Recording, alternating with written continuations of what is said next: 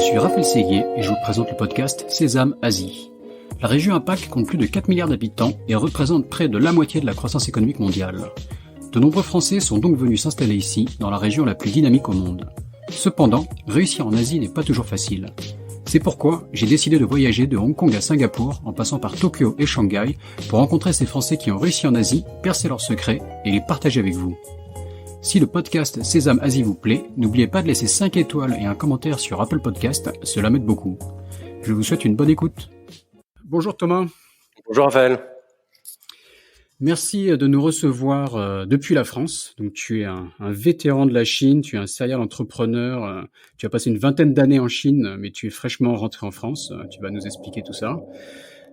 Tu représentes Castida, tu as fondé Castida Media, où tu mets ton sens de la communication au service des PME pour les aider à gagner en visibilité dans les médias.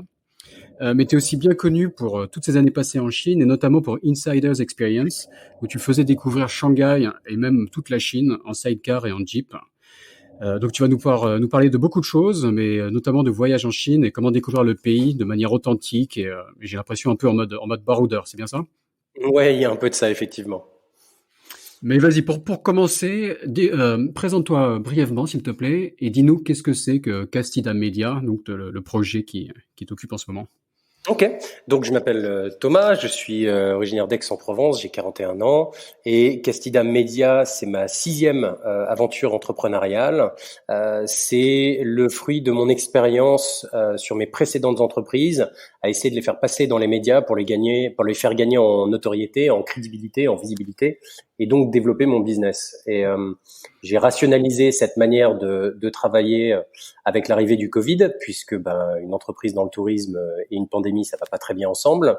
Et j'ai créé donc une méthodologie que j'ai vraiment beaucoup bossé et que j'ai commencé à commercialiser pour aider les entreprises, plutôt des entreprises avec un impact positif, à intéresser les médias à ce qu'ils font. Et donc là, je suis en train de bosser sur la V2 avec un soutien de HEC pour mettre de l'intelligence artificielle dans tout ça. C'est une nouvelle aventure entrepreneuriale passionnante.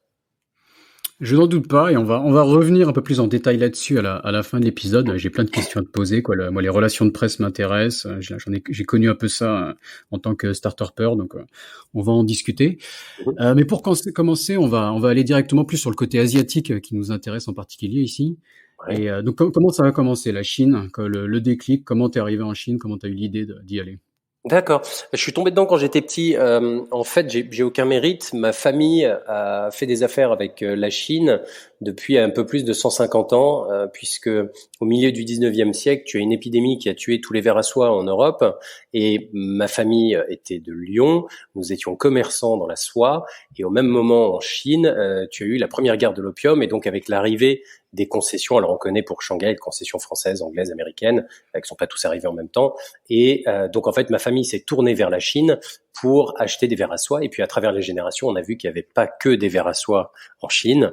Et donc j'ai débarqué en 99 pour rejoindre ma sœur Claire, qui avait créé une start-up dans le web où on faisait de l'outsourcing de développement de sites internet, puisque un ingénieur te coûtait X en taux jour à Paris, et en Chine, c'était une portion du coût, et nous, donc, on était avec... Je t'interromps une seconde, mais parce que juste sur le côté historique comme ça devait avoir vachement de succès en Chine, de dire ma famille fait du business en Chine depuis 150 ans, il n'y a pas un seul étranger qui se présente comme ça, et vu comment les Chinois aiment se projeter dans l'histoire de Chine et leurs 5000 ans d'histoire, tu dois avoir des super retours de la part des Chinois, non? Alors, écoute, a priori oui, mais en fait non, parce que je pense que dans la culture chinoise, on est surtout tourné vers l'avenir plus que vers le passé. Il y a cette fierté des 5000 ans d'histoire dont on a inventé les pâtes, les cerfs-volants et la dynamite, mais ces 150 ans d'histoire qui sont un peu chaotiques en fait, avec les étrangers qui arrivent, qui font des guerres de l'opium, on n'a pas vraiment laissé le meilleur des souvenirs sur cette période-là. Et puis je suis moi d'origine anglaise aussi, donc si tu veux, c'est un mot qu'on double entre les Anglais qui étaient vraiment première ligne pour s'imposer en Chine, et puis les Français qui ont bien suivi. Donc je le raconte, mais sans chercher à être discret, c'est pas vraiment quelque chose que j'ai mis en avant face à mes interlocuteurs chinois. D'accord, ok. Excuse-moi, je te laisse reprendre. Donc, ta sœur, comment est-ce que tu as été rejoindre ta sœur? Ouais. Et ta sœur? Eh ben ma sœur, donc je l'ai rejoint là-bas. J'étais son premier employé. Donc pour la petite histoire, j'avais pour me payer mon billet d'avion, j'avais 19 ans. J'avais bossé chez Picard, les surgelés en chambre froide pour les fêtes de fin d'année pour me payer mon billet. Donc les chambres froides de Picard, il fait moins 21. Tu peux pas rester plus de, je crois que c'est 7 minutes en chambre froide et tu sors, t'as les poils de nez gelés. Et donc c'est assez difficile comme expérience. Et donc, quand je suis arrivé à Pékin, je me suis dit, fini les chambres froides, sauf que je suis arrivé au mois de janvier et je crois qu'il faisait moins 27. C'était une catastrophe et j'étais Ouais, là, j'ai connu chambre moins froide. 20. Moins 20, c'est déjà pas mal. Moins 27, ça doit être dur. Ouais, ça avait été un hiver particulièrement rude, mais fabuleux, parce que à l'époque, il n'y avait pas encore cet engouement pour la Chine. Donc, quand tu croisais un étranger dans la rue, bah, tu t'arrêtais pour lui faire un câlin. Enfin, j'exagère un peu, mais En quelle année, c'était là? en 99, donc tu avais des 19? diplômes, Ouais. t'avais beaucoup de diplomates. On était à Pékin, Mhm. ils parlaient presque tous couramment chinois, donc ça mettait un petit peu la pression. Ou des représentants de grands groupes, ou des journalistes. Mais voilà, des gens qui avaient une vraie appétence pour la Chine, une vraie connaissance. Et ça a tout de suite mis une barre très élevée pour que je m'intéresse moi à la culture, que j'essaye de comprendre. Et c'était pas un pays de transition. Et en fait, je pense que tu arrives en Chine sans attente réelle. Tu vois, c'est peut-être que ça a changé aujourd'hui, mais à l'époque c'était pas comme tu dis, je vais en Thaïlande, t'as cette image très forte, tu vois, les cocotiers, machin, c'est super. La Chine, c'est une espèce de gros truc que personne connaît, qui est un peu bizarre. Et vu que t'as pas d'attente particulière, bah, il y a vachement de marge pour en fait t'épater et t'en mettre plein les yeux. Et ça, toutes les personnes qui ont été en Chine le savent. C'est chaque jour est une aventure en Chine et tu regardes tous les jours la Chine avec les yeux d'émerveillement de la découverte parce que c'est un pays. Plus tu restes, moins tu comprends et c'est fascinant. Ça revient souvent, ouais, comprendre la Chine et garder de l'humilité sur notre capacité à la comprendre. Arriver à savoir qu'on ne comprend pas tout déjà, c'est un stade dans le cheminement. Ouais, c'est vrai. Et donc, enfin donc, comment ça se passe? Donc là, c'est un peu le côté émerveillement quand tu découvres la Chine. Professionnellement, qu'est-ce que tu fais? Comment ça, Alors, tes produits? je devais rester 8 mois. Finalement, je suis resté 2 ans. Et puis, au bout de 2 ans, alors j'étais payé à l'époque, je crois, 1 000 € par mois. Donc, quand tu as 19 ans, que tu gagnes 1 000 € par mois et que tes copains commencent leurs études, tu es le roi du pétrole. Tu vis à D'accord. l'étranger, tu gagnes 1 000 €. Je m'étais acheté un sidecar que j'avais racheté à un garçon de café qui était à Sanlitun. À l'époque, il y avait donc Sanlitun maintenant, c'est cette espèce d'énorme shopping mall. Mais à Et le l'époque, quartier, le quartier des bars, accessoirement. voilà, bah, d'un côté de la rue, t'avais que des karaokés un peu glauques, on va dire ça en politiquement correct, et de l'autre côté de la rue, t'avais que des toutes petites échoppes en tôle de marché au fond en plein air, qui étaient complètement chaotiques. C'était au milieu des Routongs, et il y avait un café occidental qui s'appelait le Kebab Café, et puis il y avait le responsable du café dont le nom m'a échappé, qui était un ancien militaire qui avait un sidecar tout pourri et qui me l'a vendu pour 3000 kouaï à l'époque. Il n'y avait pas de phare, pas de frein, pire, pas de klaxon, parce que le klaxon remplaçait tout à l'époque. Et ça a été un coup de foudre instantané. Et donc, ça a été mon truc top à 19 ans, 20 ans, d'avoir un gros sidecar où j'avais, je pense qu'il y a prescription, donc je peux le dire, j'avais un copain de l'ambassade des Philippines qui était parti et qui m'avait laissé ses plaques diplomatiques. Et du coup, on se baladait dans le quartier des ambassades, on était 5-6 sur la moto. Et t'avais tous les militaires qui se mettaient au garde à vous quand on passait. T'as 20 ans, t'es le roi du monde. C'était une période fantastique. Et puis la boîte marchait. Et en fait, j'ai eu un éclair de lucidité à un moment où j'avais une amie américaine qui bossait chez IBM, qui me disait que son rêve, ça avait toujours été d'avoir un bar, et moi aussi. On m'a dit, écoute, je te le finance, tu t'en occupes. Et au bout de 2 ans, en fait, j'avais mes premiers amis qui sortaient d'études, tu vois, qui avaient fait des BTS, des DUT, des DUT, puis qui commençaient à bosser. Et je voyais qu'en fait, ils gagnaient plus que 1 000 € par mois. Je me disais, tiens, peut-être que mon plan, en fait, il est pas si dingue que ça. Et donc là, j'étais à la croisée. Je pouvais ou bien devenir patron d'un bar à 20 ans en Chine, ce qui pouvait être hyper drôle, mais il y avait un gros risque de devenir complètement alcoolique, ou Ouais. me dire, bon, la voie de la raison, peut-être qu'il faudrait que j'ai un diplôme. Et donc, j'ai pris le plan B. Je suis rentré en France, j'ai repris mes études, et puis je suis revenu 4 ans plus tard avec un diplôme en poche à Shanghai, où j'ai été recruté en 10 minutes à une terrasse de café par un Français top qui avait une agence qui s'appelait Business Interactive à Paris, qui était une belle agence anoïde de 100 personnes. Et il m'a dit, bah écoute, tu vas ouvrir la Chine pour moi. J'avais 27 ans, j'étais là, waouh, le mec est hyper clairvoyant, il voit le potentiel de dingue en moi. Tu parles, hein, rien du tout. Il avait juste besoin de valoriser sa boîte parce qu'il était en train de la vendre à Publicis. Et du coup, au bout de, je pense, 6 mois, bah, ma boîte a été vendue à Publicis. Et par un effet domino tout bizarre, je me suis retrouvé à 26 ans, patron de Digitas Chine. Digitas étant la branche digitale de Publicis. Enfin, autant dire que ça n'avait aucun sens. Et là, derrière, j'ai été chassé par DDB, qui était la plus grosse agence de pub au monde à l'époque. Eux, ils avaient une agence digitale qui s'appelait Tribal. Et donc, quand le patron de DDB Chine a vu qu'il y avait un Français de 26-27 ans qui était à la tête de Digitas, il s'est dit, le mec doit être un génie, je le veux. Et donc, je me suis fait chasser. Il m'a proposé de prendre la tête et de l'agence. J'ai dit, non, non, moi, je vais avoir quelqu'un qui me drive, un mentor qui va un peu m'apprendre le métier. Et j'ai fait illusion, je pense, 1 an. Et en fait, C'est c'est ça ma marrant. question, quoi. T'as appris sur le tas, t'as réussi à faire illusion, quoi. Non, tu sais, il y a un truc qui s'appelle le syndrome le seuil d'incompétence. C'est le syndrome de Peters. Peters, c'était un sociologue qui a fait une étude, je sais plus, on va dire dans les années 60, je sais pas très bien, pour comprendre pourquoi les entreprises, à un moment, déconnent. Qu'est-ce qui fait que ça marche pas nickel? Et c'est toujours le facteur humain. Et donc, mon sociologue a fait une étude, puis voilà, il a eu plein de réponses. C'est l'éducation, c'est juste qu'on est foncièrement un peu idiot, c'est la religion, c'est voilà, chacun avait son truc. Et en fait, il s'est dit, bah, si t'es bon à un poste, t'as une promotion.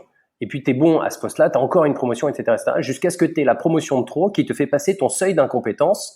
Et en fait, tu peux pas, humainement, aller voir ton patron en disant, bah là, j'ai une promotion de trop, je suis plus bon dans mon taf, il faut me remettre sur la position d'en dessous. Et donc, en fait, les entreprises sont pleines de gens qui ont passé ce seuil d'incompétence.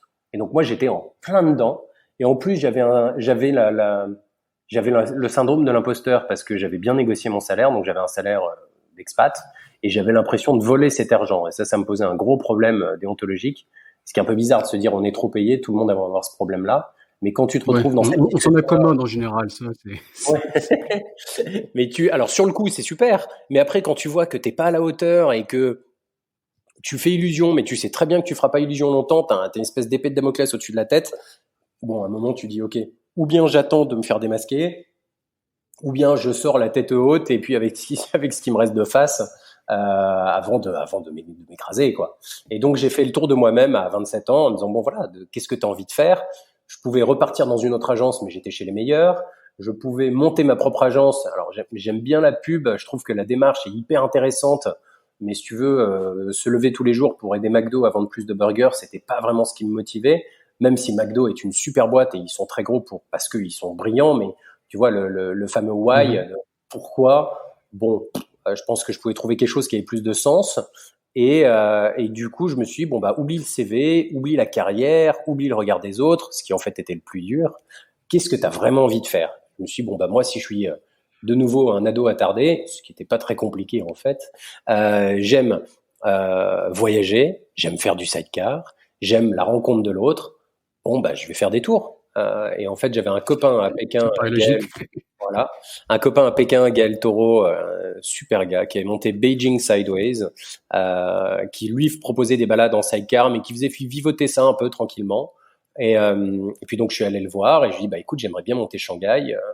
Qu'est-ce qui ferait que tu serais d'accord? Et c'est un mec qui a un cœur gros comme ça et qui m'a dit écoute, ok, ce que tu fais de ton côté, c'est pour toi, ce que je fais de mon côté, c'est pour moi, mais on reste aligné sur le branding et le pricing. Je dis, top.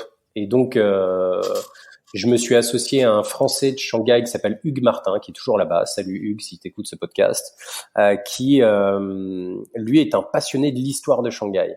Et moi, je m'étais beaucoup perdu dans Shanghai, à me balader dans tous les sens en side. Je connaissais tous les petits chemins, les petits détours, etc. Et donc, nous deux, on avait le fond et la forme. Puisque c'est passé de laisse-moi te regarde comme cette maison est magnifique à laisse-moi te raconter l'histoire de cette maison. Et je me souviens le premier tour qu'on a fait avec Hugues, il a massacré le concept puisque l'idée c'était qu'on se balade en sidecar, mais le gars est tellement passionné qu'il est passionnant. Et sur un tour de 4 heures, je pense que la première heure et demie, on est resté sur le trottoir, on avait rendez-vous avec nos passagers et il arrêtait pas de parler, il racontait tout, il était tellement content d'avoir des gens qui l'écoutent et qui payent pour ça, et c'était passionnant. Et c'est moi, au bout d'une heure et demie, j'étais Je là-bas. soupçonne d'avoir une certaine tchatche aussi, hein, quand tu le faisais. Oui, mais je l'ai hérité de Hugues. Je lui dois tout là-dessus parce que D'accord. c'était. Ok. Moi, Vu que je t'as suis un tout peu, appris. voilà, je suis un peu vendeur de tapis et lui, il a mis de la légitimité dans ce que je racontais. Et Et donc voilà, donc vu qu'on était tous les deux un peu des feignasses, on s'est dit bon, dans 6 mois, si on est toujours là, on fera un business plan, on structure, etc. Puis 6 mois après, on était tellement la tête dans le guidon que 12 ans plus tard, toujours pas de business plan. Et puis jusqu'à il y a un an, jusqu'à ce que le Covid arrive, c'était 3 bureaux en Chine, un bureau au Maroc, et ça tournait. Alors Hugues est parti sur d'autres aventures, mais on est resté très copains. Et, euh, et c'est lui qui m'a appris que c'était très important de bien choisir ses associés, et j'ai énormément appris à ses côtés. Mhm. Donc voilà, Insiders est parti un peu sur un coup de tête, pas de business plan, et avec du recul, je me dis heureusement parce que sinon on l'aurait jamais lancé, parce que le business model de Insiders, c'est en fait, c'est imagine que tu as un restaurant, à chaque table de 2 personnes, il y a un staff qui est bien payé, qui est à côté de la table, qui attend que tu aies besoin de quelque chose. Et après, tu as toute la cuisine, etc., qui était notre back-office. Nos motos sont conduites par des insiders, qui sont en général des expats, qui prennent sur leur temps libre pour montrer de l'intérieur la ville qu'ils aiment. On est l'ami d'amis que tu aimerais avoir dans une ville que tu ne connais pas. Tous les expats qui écoutent ce podcast ont reçu des amis d'amis à un moment et leur font pas faire les grands sites touristiques. On montre notre ville telle qu'on la vit. Tu montres tes petites balades que tu fais, le marché où tu aimes bien aller, les boutiques où tu vas, les bars où tu vas prendre l'apéro, etc. Et c'est ça qui est fabuleux, c'est qu'en fait, il y a autant de visions d'une ville qu'il y a d'habitants. Et donc là-dessus, tu rajoutes le savoir de Hugues qui met un peu de la matière. Et en fait, on faisait que du sur-mesure. Donc le concept de nos tours, c'est qu'il n'y a pas de tour. On commence toujours ce qu'on appelle un ride, pas un tour, par parler 5 minutes avec nos passagers pour comprendre ce qu'ils ont vu, ce qu'ils n'ont pas vu, ce qu'ils auraient voulu voir, pas voulu voir, ce qu'ils aimeraient voir, ce qu'ils font dans la vie, leur centre d'intérêt, etc., etc. Et on leur fait du sur-mesure et c'est du gagnant-gagnant parce que toi, passager, t'en as pour ton argent et mes insiders qui font ça parce que ça les éclate, ça les éclate parce qu'ils font pas le parcours A, B, C ou D, donc il y a zéro routine. Donc, Ouais, je regarde le site internet là, c'est shanghaiinsiders.com, l'entreprise existe toujours, tu vas nous raconter ce qui se passe. Mais la première photo où on voit des 4 étrangers dans une Jeep sans toit en train de prendre des photos de la vue connue de Shanghai et représente bien le truc quoi. J'ai jamais vu ça quoi, on visite pas Shanghai comme ça d'habitude. ouais, voilà. C'est un business model qui va un peu à contre-courant parce que tu es censé avoir un truc que tu peux scaler, tu es censé automatiser, etc. Donc nous, c'était vraiment un business à l'ancienne, quoi. C'est vraiment de l'humain. Un truc de Euh, passionné quoi aussi. c'est un truc de passionné, exactement. Et quand t'es passionné, t'es passionnant. C'est-à-dire que si t'es à fond sur la ville, t'auras des trucs à raconter. Moi, je me souviens d'un ride une fois où j'ai un Américain. Et puis on a une routine, donc tu poses un peu des questions au début, genre et c'est la première fois que vous venez ici, et depuis quand vous êtes arrivé, etc.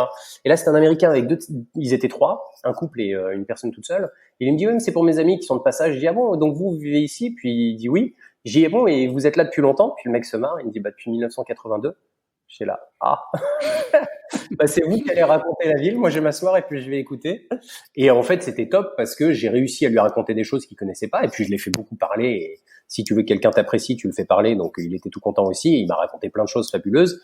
Mais in fine, quand tu vis dans une ville, quand tu sors de chez toi, tu vas toujours à droite pour aller au boulot et toujours à gauche pour aller faire tes courses. Et on est dans une routine, même dans la ville qui est la nôtre. Et en fait, il y a toujours quelque chose à découvrir. Et c'était notre Mhm. métier, c'était passionnant. Donc, 3 bureaux en Chine, donc Shanghai, Pékin, Xi'an, c'est ça? Ainsi Alors, que le Maroc, quoi. Où est la logique après d'avoir ouvert le Maroc, qui est un pays quand même totalement différent, où tu t'adressais à des ouais, touristes qui étaient aussi différents, il y avait tout quand à même des fait. synergies. Non, oui, si, il y avait une petite synergie. Pour te la faire chronologiquement, on a ouvert Shanghai en 2008, Xi'an en 2011.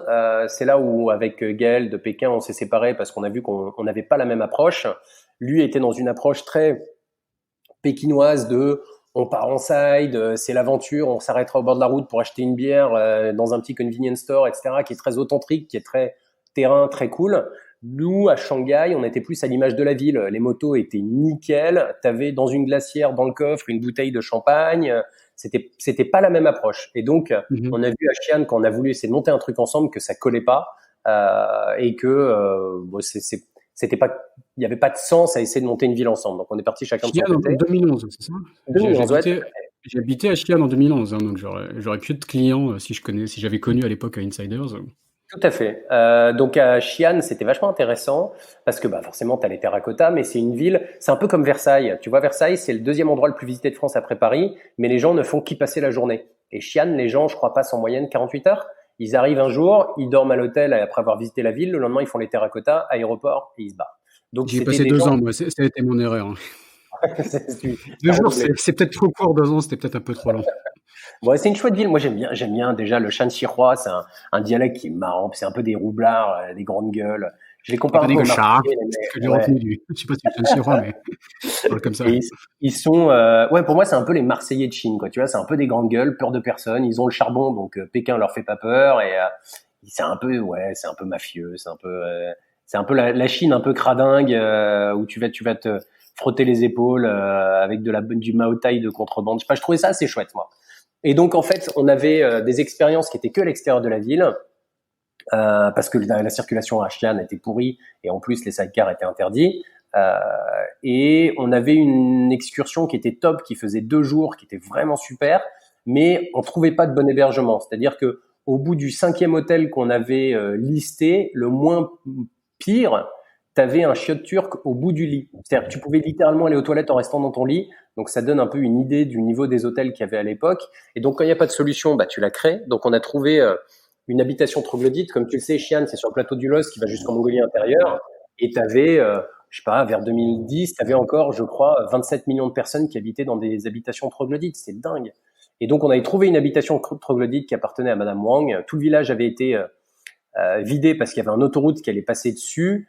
Et en fait, c'était l'autoroute qui était financée par les fonds de pension de Shanghai. Je sais pas si tu avais suivi. Le maire de Shanghai avait détourné les fonds de pension de la ville, les fini en tôle, et je crois Mmh. qu'il vit toujours. C'était une Et grosse affaire avec des sommes colossales, ouais. ouais, voilà. Et le truc avait été arrêté. Et donc, bref, le village était vidé. Madame Wang, elle avait été relocalisée dans un appartement, mais elle aimait pas ça. Elle était revenue dans son truc. Et nous, en fait, oui, si, on a acheté son habitation troglodyte. Donc, tu avais 3 chambres, une cour intérieure. Et on avait fait une expérience très chouette où tu arrivais avec tes passagers. Madame Wang t'accueillait avec un gin tonic. On lui avait appris à faire les ginto. Et elle avait goûté une fois, elle avait confirmé que c'était dégueulasse, donc on était plutôt safe sur la gestion des stocks.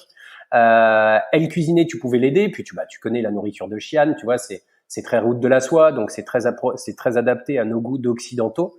C'est Donc très bon la nourriture à Xi'an, ouais. bien sûr, Beaucoup de c'est super. nouilles, il y a pas mal de Ouais, spécialités assez connues dans toute la Chine. exactement, leur fameux Roger Moore, là, les Roger Moore, leur espèce de kebab. Et donc tu dînais avec Madame Wong qui faisait la nourriture. Souvent les gens venaient l'aider. Elle était hyper sympa. Tu sais, c'est ce genre de personne qui, elle parle que le Shan-Sirois, où même quand t'as pas les mots, t'arrives à communiquer parce qu'il y a une complicité. J'ai vraiment une super nana. Et après le dîner, on tirait un drap de lit à l'extérieur, on sortait un projo et on passait des vieux noirs et blancs sous-titrés de la Révolution culturelle en grillant des chamallows sur le feu. Et après, tu dormais sur ton kang, tu sais, ces lits en briques où tu allumes un feu dessous. Alors, on n'allumait pas les feux, mais c'était une expérience top. Et puis, on s'est fait un peu emmerder parce qu'en fait, il y avait une base militaire un peu trop secrète. Du coup, on l'avait pas capté à côté et ils aimaient pas du tout de voir des étrangers débarquer, mais ils pouvaient pas vraiment faire grand chose. Et au bout d'un moment, C'est-à-dire que c'est une sacrée couverture pour des espions quand même. Les types en ouais, train de griller des marshmallows là. s'ils soupçonnaient si on faisait des signaux de fumée. Bref, ça a duré quelques années et puis bon, bah, les travaux de l'autoroute ont repris et je pense qu'aujourd'hui, à la place de la carotte de Madame Wang, je sais pas, d'avoir les toilettes d'une station-service, j'en sais rien. Et, euh, et puis voilà, on a développé plein de trucs là, donc on s'est régalé. Et puis un jour, j'ai un Français qui m'appelle, Pierre Stassin, qui me dit, écoute, j'ai fait un tour avec ta boîte à Xi'an, et en fait, je m'occupe du développement du Club Med. On va ouvrir à Guilin, on reprend un relais château à l'extérieur de Guilin, et on va faire le premier Club Med campagne. Est-ce que ça te dit? Bah, carrément. Et donc, on ouvre à Guilin en 2012. Je te dis 2012 à peu près. Non, 2013, excuse-moi. 2013, Guilin. Et ça se passe super bien. Top. Donc, on met d'abord des sides, après on met des jeeps, après on met des buggy. Alors, ça, c'est pas trop insiders, mais je me suis toujours dit que ça doit être super sympa d'avoir une petite flotte de buggy pour aller faire le con. Et je confirme, c'est très drôle. Et Donc là, une grosse upgrade quoi, de quelque chose de bien ouais, plus luxe que ce que tu faisais à Xi'an, c'est ça? bah, Xi'an, en fait, alors nous, on n'est pas luxe, on est premium. Luxe, pour moi, c'est un peu galvaudé, puis c'est un peu embêtant, en fait. Tu vois, c'est les gants blancs, c'est du monsieur, madame. Moi, c'est le truc où t'es un hôte, t'es à 100% sur le plaisir de tes passagers, mais ça reste authentique. Tu dînes avec eux, tu bois l'apéro avec eux, tu passes du temps avec eux, t'es leur hôte, quoi. T'es l'ami d'amis. Donc, c'est beaucoup plus, il y a beaucoup plus de connexion. Et l'ambition est très élevée puisque c'est censé être ce qu'on appelle un bucket list item. Tu sais, en anglais, cette expression head the bucket, c'est mourir. Et les bucket list items, c'est la liste des choses que tu veux faire avant de mourir. Et moi, l'ambition, c'est pour le prix d'un super resto, tu fais un ride avec nous, sauf que ton super resto avec ton épouse ou ton époux, tu t'en souviendras quelques années, mais Insiders, quand tu arriveras en maison de retraite, tu te souviendras de cette fois où tu étais dans Shanghai en Jeep cabriolet ou en sidecar incroyable, à se balader dans des endroits fous, avoir des trucs de propagande et waouh, c'était dingue. Et voilà. Donc il y a une réelle ambition autour de l'expérience qu'on propose et évidemment, on n'a pas toujours été au niveau systématiquement, mais on a plus souvent réussi que échoué. Et donc, pour te raccourcir un peu le truc, on ouvre Gouline, ça se passe très bien. Ils nous proposent d'ouvrir à Sanya. On ouvre à Sanya, c'est une catastrophe, c'est pas du tout la même clientèle. J'avais Sanya dans l'île de Hainan, dans le sud de la Chine. Ouais, donc j'avais un super gars, Quentin, qui est à Hong Kong maintenant, qui s'est cramé sur ce poste, le pauvre, parce qu'il avait une motivation d'enfer. Il avait été formé à Gouline, et en fait à Sanya, c'était une clientèle de Hainan, quoi. C'est du mass market plus. C'est pour moi, c'est un mystère, Sanya. Je comprends pas que tout le monde a investi là-dedans. C'est plus cher que la Thaïlande ou que l'Asie du Sud-Est. Donc c'est pour les mecs qui sont fait piquer leur passeport ou qui sont ultra nationalistes. Mais tu sais, ces vidéos où tu vois le buffet à volonté où tout le monde se jette dessus, c'est là-bas, quoi.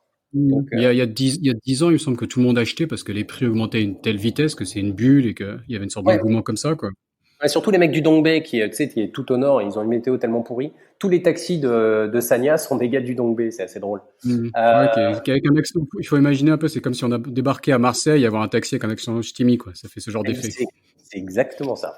Mais pourtant, dès que tu vois, dans l'île, t'as 3 minorités ethniques. T'en avais qui vivaient de la chasse de boa. Si tu vas sur YouTube, tu tapes chasse serpent Sanya.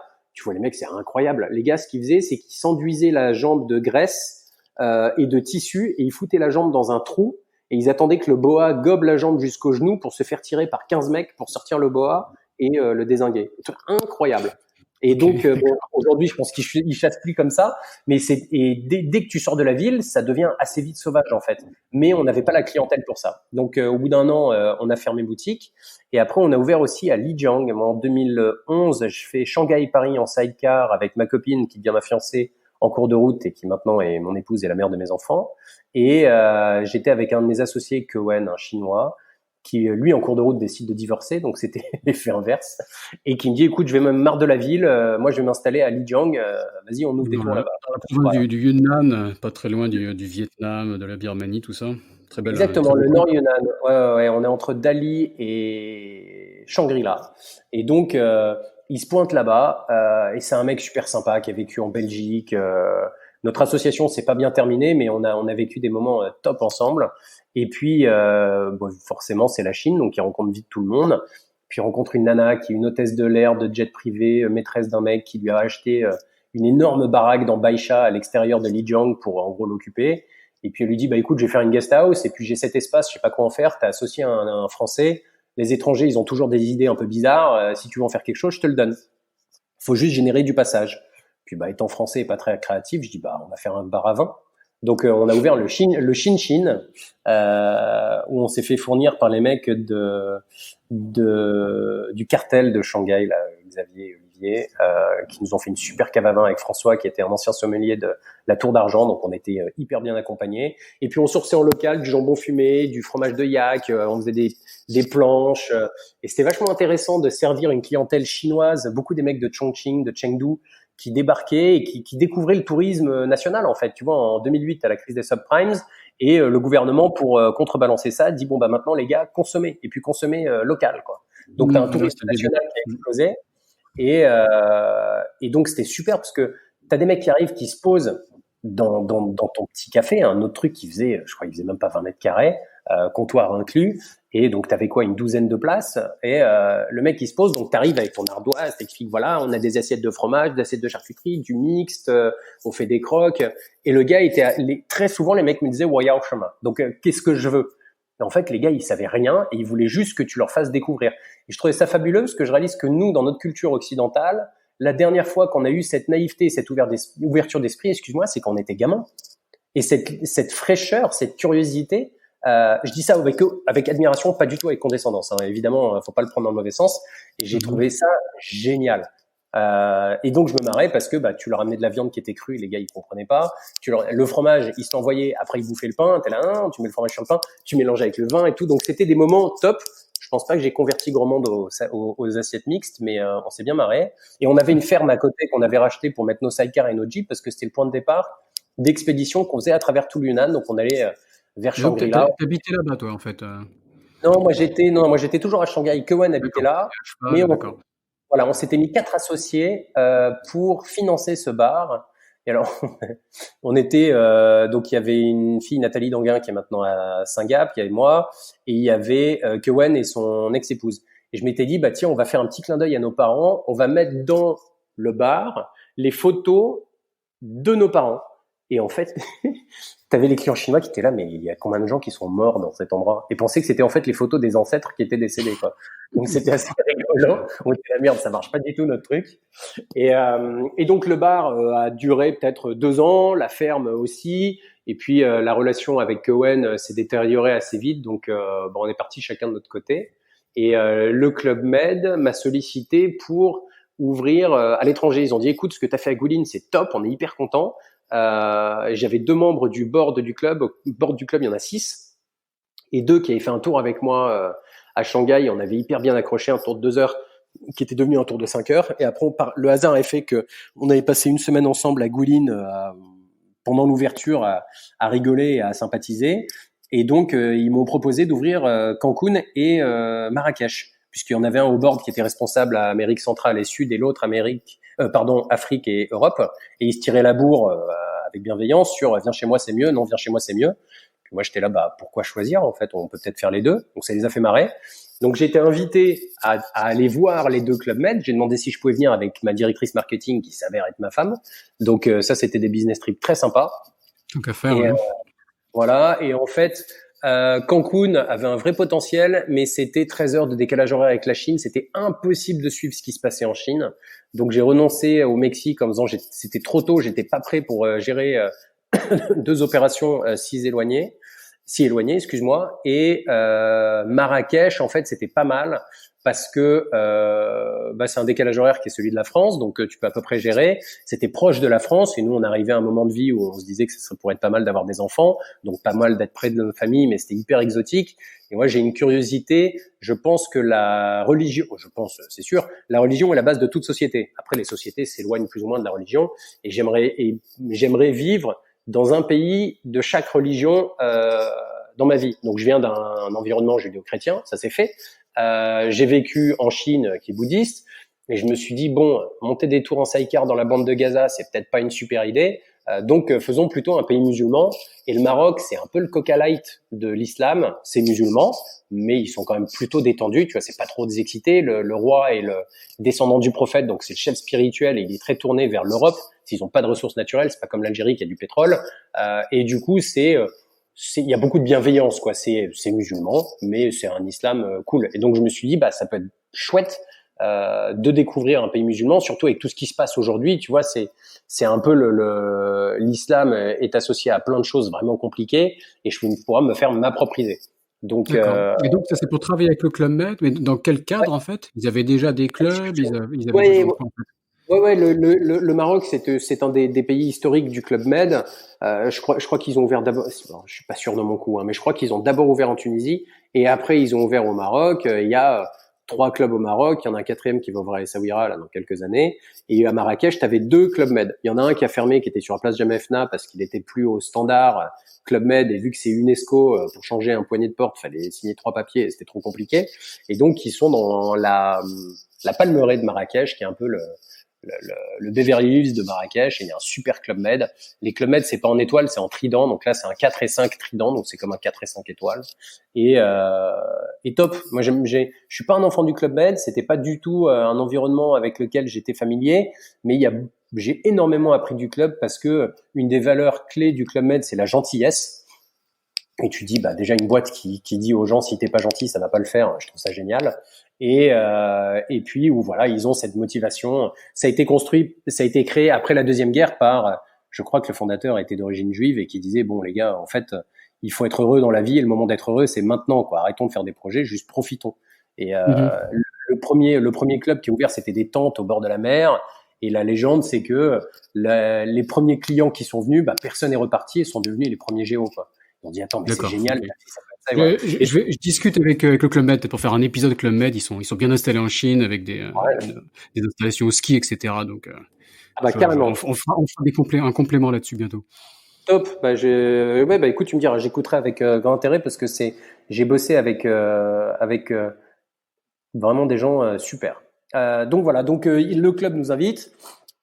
Je me dis bon, pourquoi pas. En même temps, on avait développé avec mon colloque de bureau Fabrice Debion, on avait monté Culture Shock, qui était une boîte qui faisait des tours en vélo à Shanghai, un peu calqué sur Insiders. L'idée, c'était d'être un peu le pivot de la boîte quand les sidecars seraient interdits à Shanghai, parce qu'on savait que vers 2014-2015, toutes les plaques auraient expiré, ils les renouvelaient pas, donc il fallait pivoter.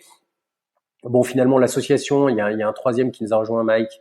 L'association est devenue compliquée parce que j'étais pas impliqué dedans, c'était complètement ma responsabilité.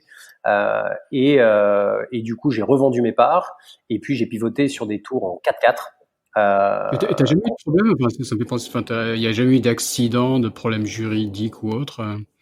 Si, non, il n'y a jamais eu d'accident. On a ça c'est mon grand soulagement post aventure. La seule fois où on a eu besoin de se servir de l'assurance qu'on prenait sur nos tours, c'est un de nos passagers qui, dans les toilettes d'un Starbucks, avait glissé sur une flaque et s'était ouvert l'arcade sourcilière et il a eu un point de suture. Donc avec du recul, je me dis merde, on aurait pu Un endroit gagner plutôt une question. civilisé par rapport à ce que vous faisiez en général, quoi. Voilà. Mais en fait, quand tu fais un business comme ça, tu te demandes pas est-ce qu'il va y avoir un accident, tu te demandes quand est-ce qu'il va y avoir un accident. C'est-à-dire que tu bosses avec la certitude que un jour, il y a un drame qui va se passer et qu'il faut pas qu'il y ait un quart de seconde d'hésitation où tu vas commencer à courir en cercle avec les bras au-dessus de la tête en disant oh mon Dieu, oh mon Dieu, oh mon Dieu. Il faut être super réactif. Potentiellement, ta réactivité va pouvoir sauver la vie de quelqu'un. Et puis après, en étant beaucoup plus sordide dans l'approche, il faut que tu puisses légalement tuer quelqu'un. Ça, c'est hyper sordide, mais en gros, s'il y a un drame, il faut pas que toi, ça t'envoie Formule en de tôle. manière assez violente, mais ok. Ouais, c'est hyper violent, mais Je comprends l'idée, mais ouais. voilà, tu peux pas te voiler la face, en fait. Donc, tu te mets des termes violents en face de toi pour pouvoir dormir la nuit. C'est aussi bête que ça, parce que tu vois, à Shanghai, on faisait jusqu'à 5000 passagers par an. Si c'est du side, ça veut dire 2500 sorties sidecar en un an. Je te laisserai faire les maths. Ça fait autant de risques d'accident parce que le risque, c'est les autres. Moi, mes gars, je leur faisais à peu près confiance. Mais le chauffeur de La taxi ou de bus, circulation en Chine, voilà, ouais. voilà. Puis Surtout il y a Shanghai quelques maintenant, années, c'était quelque chose, exactement, quoi. exactement. Maintenant, tu as les caméras À partout, Xi'an, donc mais justement, j'avais un passe-temps qui était, enfin, je sais pas si c'est très à voir, mais je prenais des photos d'accidents parce que je voyais un accident de la route en moyenne une fois par jour.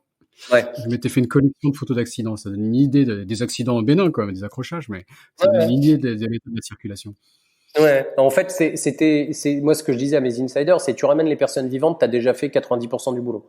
Et je serais très reconnaissant. Donc tu t'en fous d'avoir raison, laisse les mecs passer, sois le gars le plus poli de la terre quand tu conduis ta bécane. Il y a un mec qui veut forcer le passage, fais une petite marche arrière pour le laisser passer, tu lui fais un sourire. Tu t'en fous.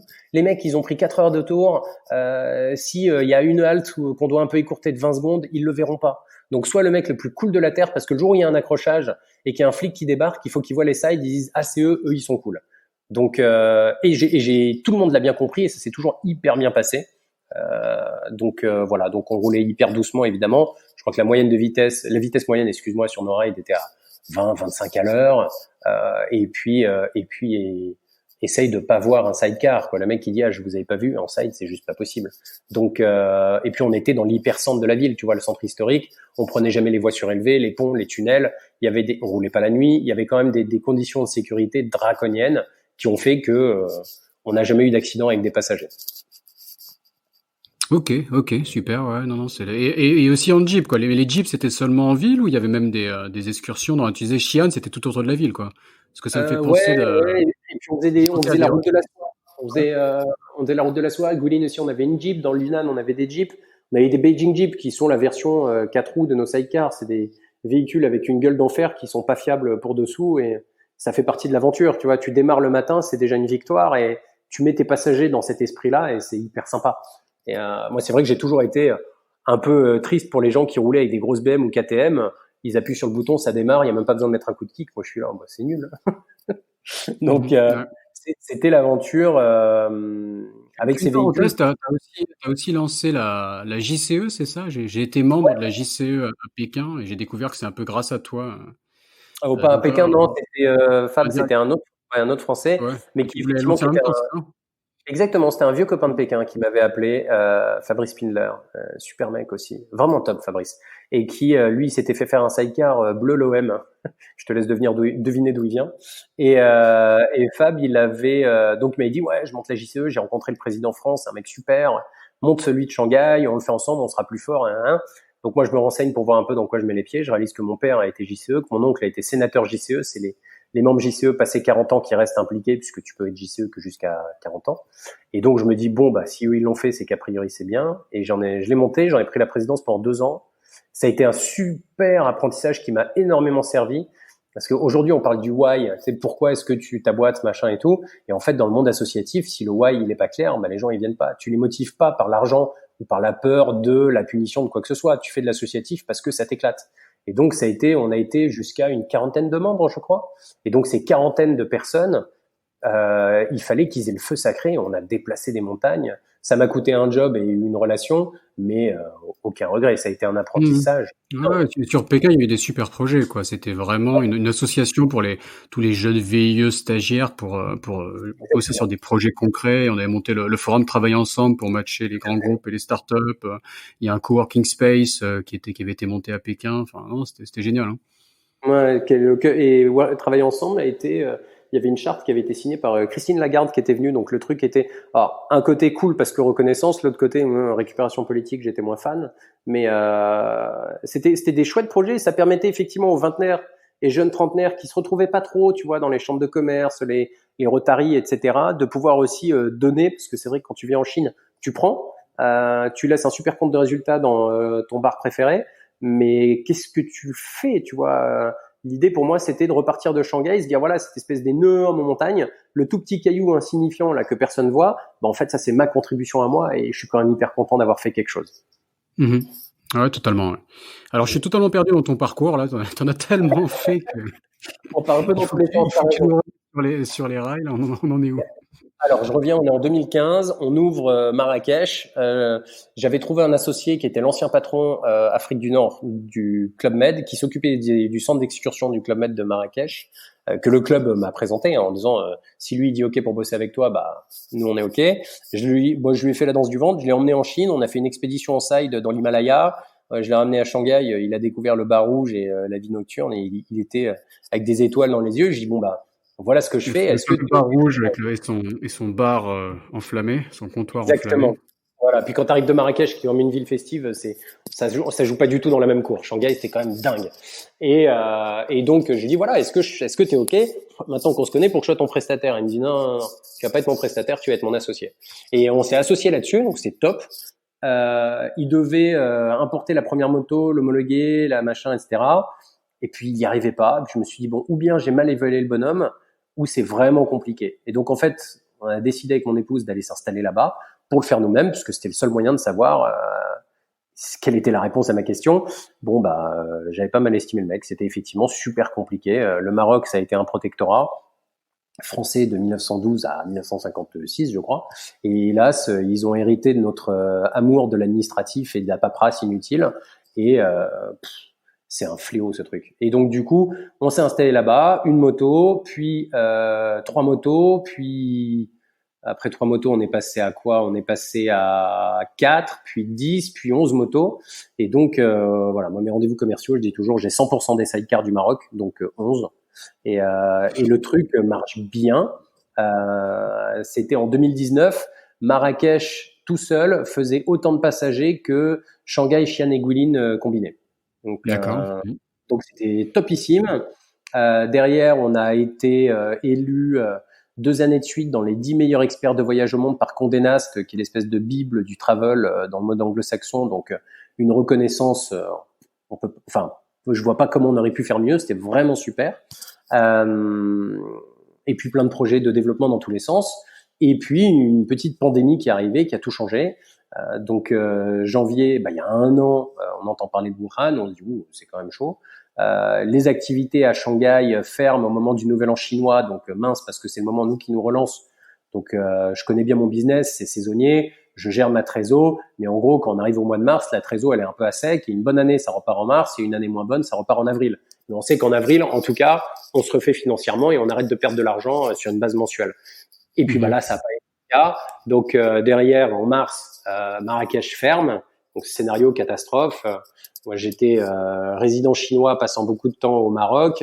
Pas de chômage, pas d'aide, rien du tout. Mais comme la plupart de tes auditeurs, évidemment, c'est vrai qu'en France, tu vois, il y a quand même énormément d'aide. C'est un chouette pays où être en cas de pandémie mondiale. Hong Et Kong aussi, on avait un peu quand même. Hein. Il y a un épisode intéressant avec la rôtisserie de Hong Kong, Jérôme, sur la restauration. Donc, il y a eu des injustices. Hein. On a eu aussi un épisode avec Clément Dumont de Asia Sport Connection. Donc, tout ce qui est événementiel, zéro support sur Hong Kong. Mais les restaurants, Jérôme disait qu'ils ont été bien aidés quand même. Donc, il y a des exceptions quand même. Ouais. Ok. Mais vas-y, excuse-moi, je t'interromps, mais vas-y, continue. Pas de problème. Et donc, il se passe quoi? Femme et enfants rentrent en France. On se dit, bon, c'est pas trop ce qui se passe. On craignait un petit peu pour l'équilibre social au Maroc. Finalement, ça n'a pas été justifié, mais on se disait bon, le Maroc est un pays qui est quand même pas très riche. Déjà, quand le business allait bien, t'avais des mecs qui arrivaient pas à s'en sortir, qui faisaient la manche, qui galéraient. Là, maintenant qu'il y a une pandémie dans une ville qui vit principalement du tourisme, ça va être compliqué. Donc, moi, je me suis dit, femme et enfants en France. Moi, je reste parce que potentiellement, le confinement va pas durer longtemps. Puis au bout d'un mois, je me dis, bon, je vais peut-être rentrer. Donc, je suis rentré en France.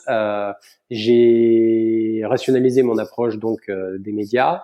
Et puis, j'ai commencé à commercialiser ça en proposant des appels de 1 heure sur Zoom à 95 € pour tester mon concept, sachant que je l'avais fait une trentaine de fois gratos avec mon réseau perso.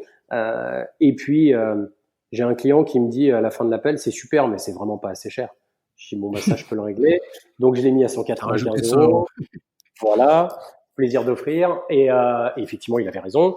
Et puis, derrière, j'ai développé mon offre. Donc, en gros, là où on est aujourd'hui, c'est ou bien en 1 heure, je t'explique comment passer dans les médias. Donc, je te déroule ma méthode en 7 points et puis je trouve 2 axes de communication en échangeant avec toi que tu peux aller tester. Ça, c'est 195 €. Je peux t'accompagner sur les 10 premiers médias puisque ma méthode, c'est une approche quali et pas quanti. Donc, tu identifies 10 médias, tu trouves les 10 interlocuteurs qui traitent de ton sujet et tu connectes avec ces 10 personnes à titre individuel. Donc, c'est pas un communiqué de presse ou un dossier de presse, c'est 10 mails de prise de contact hyper bien montés. Donc là, je peux t'accompagner sur les 10 premiers médias où on fait un appel vidéo avant, un appel au milieu et un après pour débriefer et c'est 500 €. Et puis après, là où je gagne ma vie, c'est les boîtes qui disent c'est super, je veux le faire et je pense que tu le feras mieux que moi.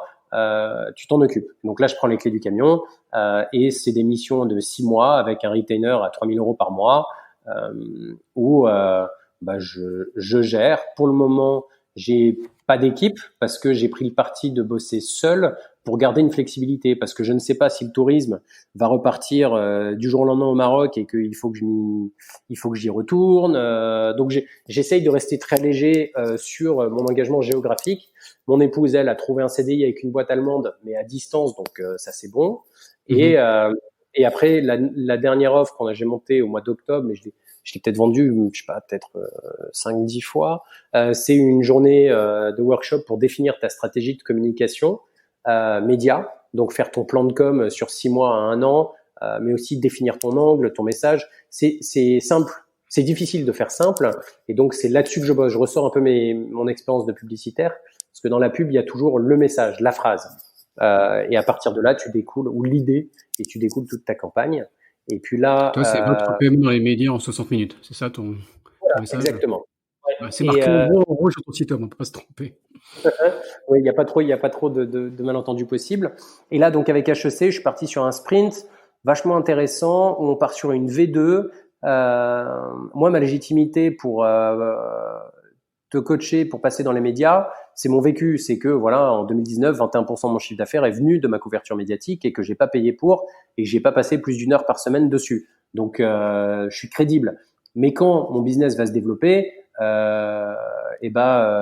Julie ou Julien qui vient bosser avec moi n'a pas cette expérience-là. Et ma marque n'est pas encore assez forte pour juste dire je bosse pour Castida, donc c'est bon, je sais faire.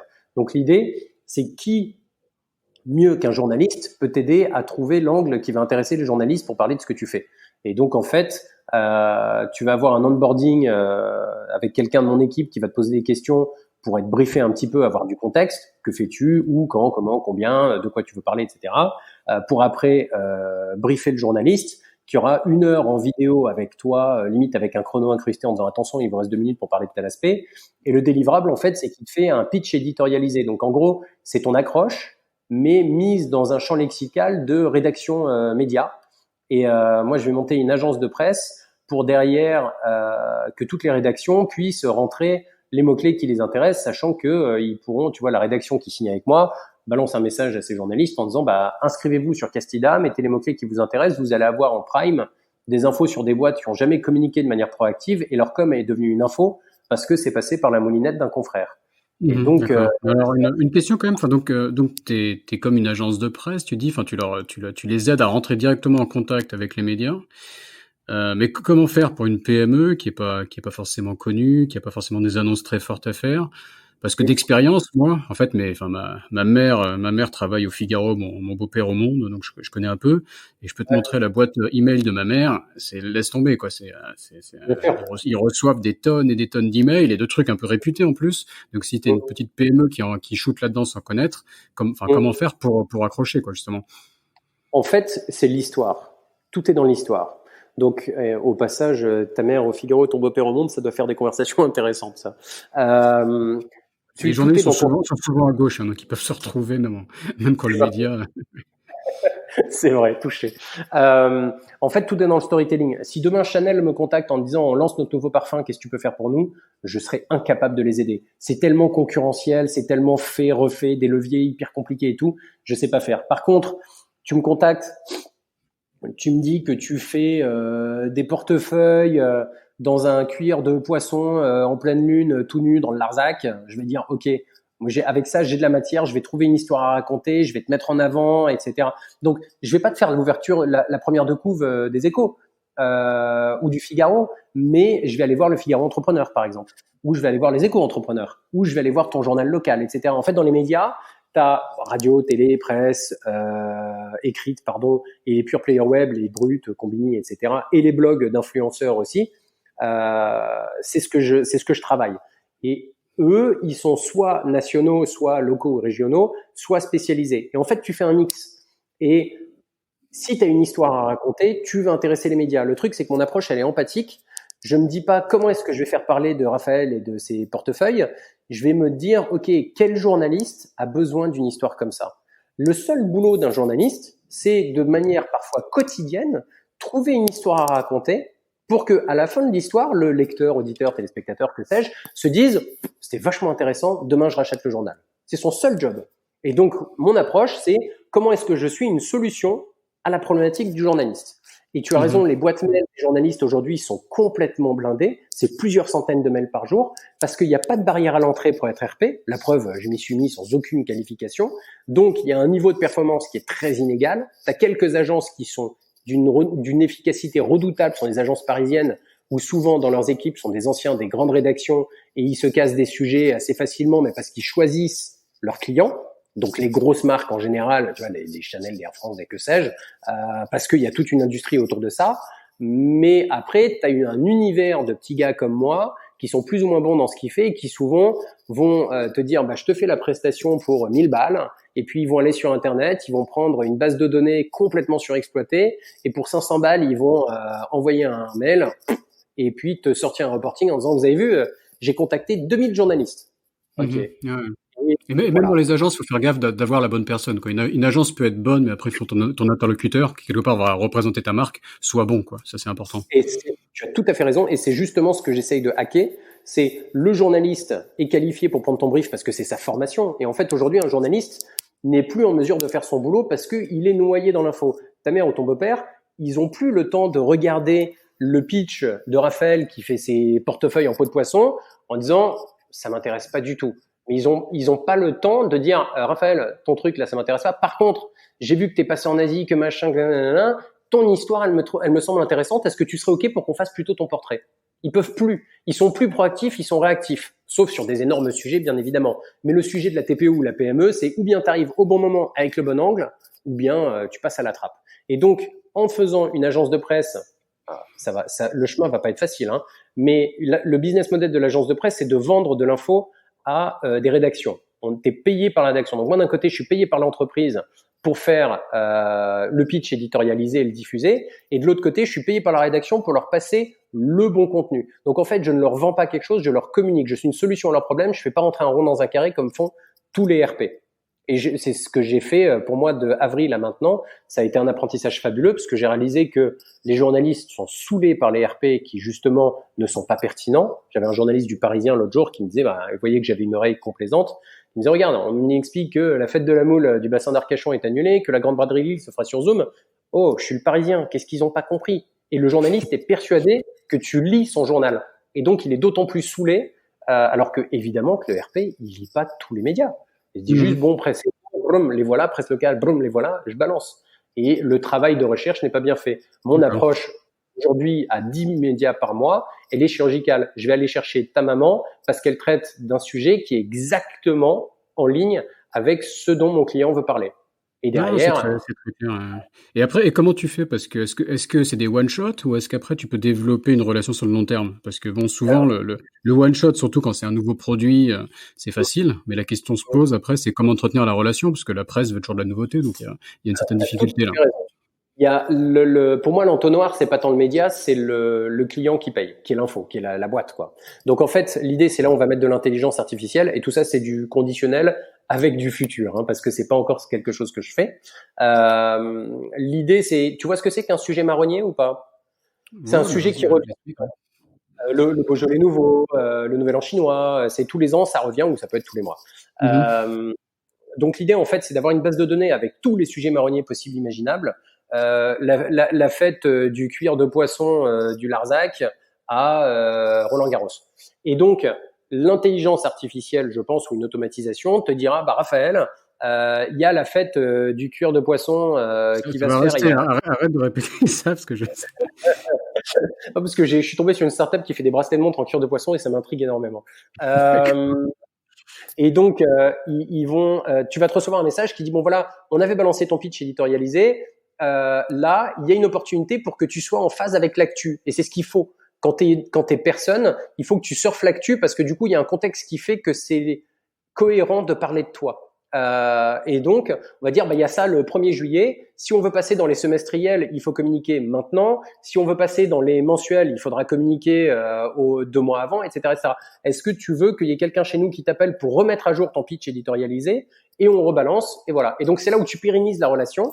Et puis en plus, à terme, je pense qu'on va pouvoir vendre des prestats de stratégie de communication, tes photos, elles sont pourries, tu as besoin de quelqu'un qui t'aide à faire des photos, etc., etc. Donc de vraiment pouvoir aider au maximum, tout en essayant de faire un transfert de savoir et un vrai value for money. Parce que le problème aujourd'hui dans les RP, c'est que t'es chef d'entreprise, tu dis moi je veux faire parler de moi. D'un côté, tu fais du AdWords où il y a une transparence dingue de performance. Tu sais exactement si ta campagne a marché ou pas, surtout si tu es e-commerçant.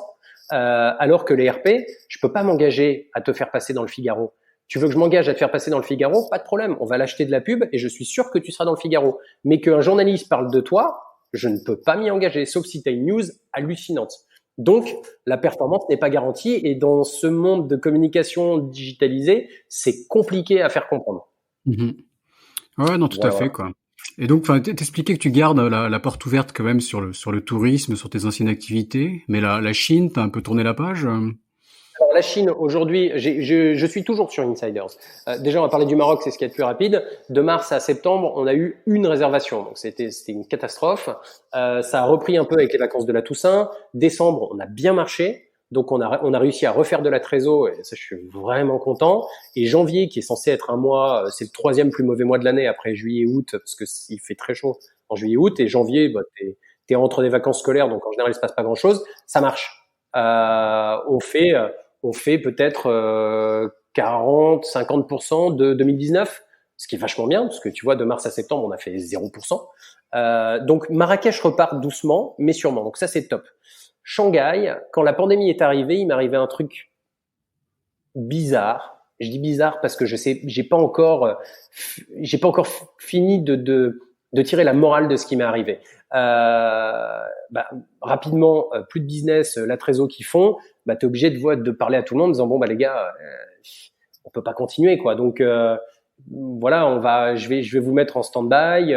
Quand ça repart, je vous appelle, etc. Et puis en étant très très transparent, en Tu me parles disant de tes staffs, c'est ça? les staff, en leur disant voilà, moi j'ai une trésor qui font à toute vitesse, c'est compliqué, donc je suis pas en mesure de vous payer et je sais pas où on va. Les staffs seniors, bon, comprennent machin, passent à autre chose ou se mettent en stand-by. Et j'en ai 3 qui étaient dans les plus petits salaires qui m'ont dit mais on te lâche pas, on est avec toi. Dont un qui m'a dit écoute, moi j'ai des économies, si tu veux je te les donne. Et il me proposait 15 000 quoi. Ça fait quoi? Ça fait pas 2 000 euros. Et j'étais là waouh. C'est des employés sur lesquels j'ai passé le moins de temps. Moi, je travaille beaucoup mon middle et top management, mais si tu veux, la comptable, le stagiaire, le machin, ils sont très importants, mais c'était pas sur eux que j'avais passé du temps individuellement. Et ce sont eux qui ont été les plus loyaux et les plus engagés. Et c'est, je sais, tu vois, Des Chinois plutôt? 2 Chinois et un Marocain. C'est drôle, j'avais un stagiaire marocain à Shanghai. C'était même pas moi qui l'avais embauché. C'était ma responsable de bureau, mais voilà, j'avais des Marocains partout. Moi. Donc j'avais un Marocain à Shanghai et 2 staff chinois. Et donc quand en août dernier, je dis bon j'ai plus de trésor, ça a pas de sens de continuer. Au lieu de purement tirer la prise, j'ai des Hollandais qui avaient voulu racheter la boîte, mais ils avaient réussi à me faire une offre encore plus basse que ce que j'étais prêt à accepter. Donc je dis grand seigneur, je sors plutôt que de perdre ma dignité. Et en fait, j'ai laissé la hotline et les mails de réservation à mon stagiaire marocain à Shanghai en disant écoute, il va y avoir encore des résas parce que les OP sont encore là. J'ai annoncé confirmé, mais c'est sûr qu'il n'y a pas tout le monde qui est au courant. Donc tu les prends, c'est pour toi. C'est quand même pas mal parce qu'on a un panier moyen à 2-3 000 kouaï. Donc, si tu veux, il va bien gagner sa vie. Et c'est un ingénieur marocain qui est devenu prof de français et d'anglais à distance parce qu'il trouvait pas. Donc, il se bagarre. Il a vraiment une super niaque. Et donc, c'est ma manière de montrer ma reconnaissance parce qu'il n'a pas été payé pendant 5 mois. Et il gérait les réservations, qui étaient surtout des annulations et des reports. Donc, grosse reconnaissance. Et puis, ma comptable et mon responsable et un de mes employés de Guilin, 2 Chinois, dont un Chinois naturalisé australien mais qui est complètement chinois. Eux, je leur ai donné Guilin. J'ai dit il y a le Club Med. On gagne pas assez de sous avec le Club Med pour me payer moi, mais vous deux, vous pouvez bien vivre sur le Club Med, donc je vous le donne. Et ils ont réussi à se bouffer le nez et ils sont en train de se séparer. Mais je me suis dit que c'était chouette. Moi, qui ai toujours énormément demandé d'aide, j'ai jamais eu de problème à solliciter. Et les gens qui me connaissent et qui écoutent ce podcast pourront confirmer.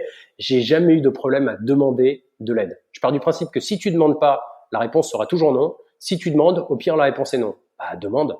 Et donc, parfois un peu sans gêne, je suis sûr que j'ai saoulé des gens, mais ça m'a énormément aidé. Et donc là, la sortie de la Chine, j'ai vendu mes assets pour transférer ma trésor sur Marrakech pour essayer de battre la pandémie. Mais après, j'ai donné ce dont j'avais pas besoin aux gens qui potentiellement vont avoir plus de mal à s'en sortir. Donc ma flotte de sidecar, je l'ai donné à mon mécano, mon tout premier mécano, qui était un mec fabuleux, parce qu'en 2008 pour monter une boîte, c'était pas du tout la même dynamique que 2021. Donc il a accepté d'être mon prête-nom et je lui ai dit tu veux quoi en contrepartie? Il m'a dit rien, on est copains quoi, je te rends service. Je suis là ça, je m'en souviendrai. Donc voilà, je pouvais pas lui donner vendre mes motos et lui filer du cash, c'est pas très subtil. Donc je lui ai dit écoute mes motos, je te les file, tu les vends parce que moi les emmener en France c'est compliqué, rends-moi service s'il te plaît, prends-les. Et forcément il était hyper content et moi je suis content de lui rendre ce service sans qu'il y ait de perte de face du mec qui a l'impression qu'on lui fait l'aumône, ce qui était évidemment pas du tout l'idée. Et puis de donner mes opérations, ce qu'il en reste en tout cas, mais le contrat Club Med il faut qu'il continue parce qu'en plus moi accessoirement j'ai toujours le Club Med au Maroc et j'ai intérêt à ce que ça continue en Chine, ça se passe bien. Donc je continue à conseiller mon gars en Chine, mais c'est lui le patron. J'apparais nulle part, j'ai pas vraiment d'intérêt dedans, si ce n'est que c'est chouette si ça continue avec le Club Med. Donc la Chine aujourd'hui, c'est fini pour moi, jusqu'à ce que ça reprenne, je pense, parce que j'ai un amour de la Chine fou. C'est vraiment un pays qui me fascine et je sais que même si j'ai passé une bonne partie, la moitié de ma vie à explorer la Chine, mais j'ai à peine chatouillé la surface. Non, bah super d'avoir un amoureux de la Chine sur le podcast, quoi. Il y a des gens qui ont des relations un peu plus mitigées avec le pays, quoi. Parfois, c'est un amour de haine un mélange d'amour et de haine, mais non, super témoignage. Bon, bah pour conclure, on va arriver à la question finale. Est-ce que tu as une astuce à nous partager, que toutes ces aventures, toutes ces années d'aventure en Chine, est-ce que tu as trouvé un moyen de hacker la Chine? La patience. Je pense que la patience fait que tu peux, ce qui est paradoxal parce que quand on pense à hacker, on se dit je vais aller plus vite, mais à mon avis, si t'es pressé, t'es foutu. Et c'est juste ma perception à moi. J'ai commencé avec une moto sans trop savoir où j'allais, et tout à l'heure je mentionnais que j'ai pas fait de business plan quand j'ai monté Insiders, quand j'ai monté Culture Shock, ou mon bar à vin, ou mon habitation troglodyte, ou la ferme, et bon, la JCE c'était encore autre chose. Mais je pense que si j'avais eu un prévisionnel, que j'avais fait un truc super structuré comme il faut faire. Je suis pas en train de dire que j'ai eu la bonne approche, mais c'est une approche qui m'a correspondu parce que il faut du temps. Il faut du temps et les raccourcis ne sont pas forcément des raccourcis. Tu sais, c'est un peu David Vincent là qui cherche un raccourci qu'il a jamais trouvé. Je pense que la Chine ça a été ça pour beaucoup de monde, les visiteurs. Donc à mon avis, tu prends ton temps. Tu en parles à tout le monde.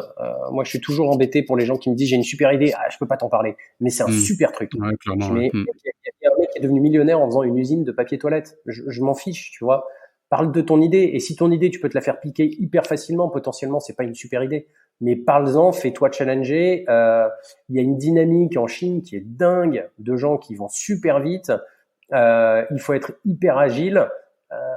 Donc tu prends ton temps. Mais t'es réactif. C'est pas genre je te réponds dans 3 semaines, mais c'est je prends mon temps pour développer mon truc, mais je profite de cette dynamique incroyable qu'il y a en Chine. Ok, d'accord. Donc la Chine, qui est un pays où, comme tu le dis, tout va très vite, mais il faut quand même savoir ne pas se perdre et il faut être patient. Il faut savoir prendre son temps à la fois. C'est ça? Faut pas confondre vitesse et précipitation. Voilà, du philosophe Cyril Bertschy, qui était mon successeur à la Jeune Chambre économique. Tu confonds pas vitesse et précipitation. D'accord. Ok. Bon, bah, merci beaucoup, Thomas. Et bonne chance pour la suite. Ça roule. Merci pour ton temps, Raphaël. Cet épisode de Sésamazie est maintenant fini. Si vous êtes toujours là, c'est que ça vous a sûrement plu. N'hésitez donc pas à laisser 5 étoiles et un commentaire sur Apple Podcast. Cela m'aide beaucoup. Pour me contacter, le plus simple est de m'ajouter sur LinkedIn, Raphaël Séguier, S-E-G-H-I-E-R. N'hésitez pas à me dire ce que vous avez pensé du podcast, à suggérer des invités ou des thèmes qui vous intéressent. Tout feedback est le bienvenu. Merci d'avance et je vous retrouve au prochain épisode. Salut!